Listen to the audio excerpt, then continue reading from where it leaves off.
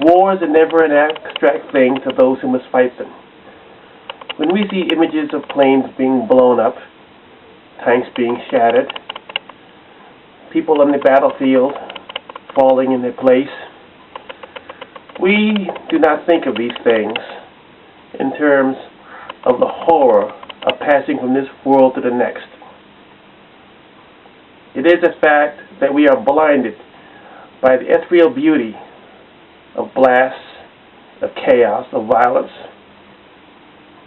Yet we forget, unfortunately, too easily, that at those instances of annihilation, we see men and women, much like ourselves, who are ending this world in pain, screaming in agony, at being blown to pieces, at being burned alive, at being torn from limb to limb.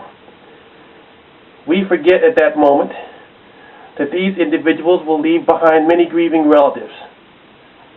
They will leave behind mothers who will grow up without their sons and daughters.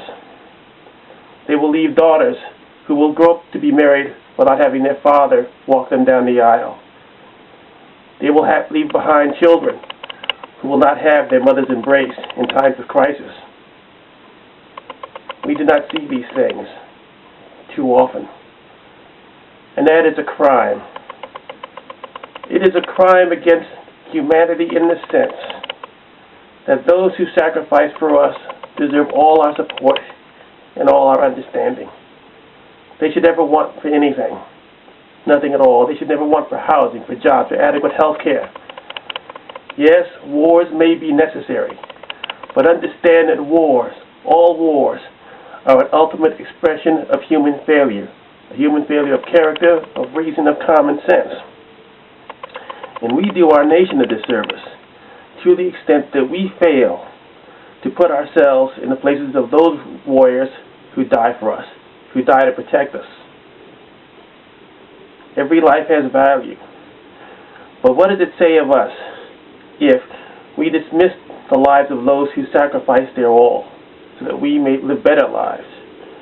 What does it say of us as a people, as individuals, that we think of war as some glorious endeavor, something to be celebrated, something to be looked at for our amusement?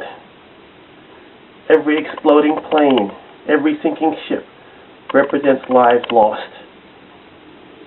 And to the extent that we cannot empathize, to the extent that we cannot place ourselves where those dying warriors are at their moment of reckoning, is the extent to which we dishonor them, ourselves, and our nation.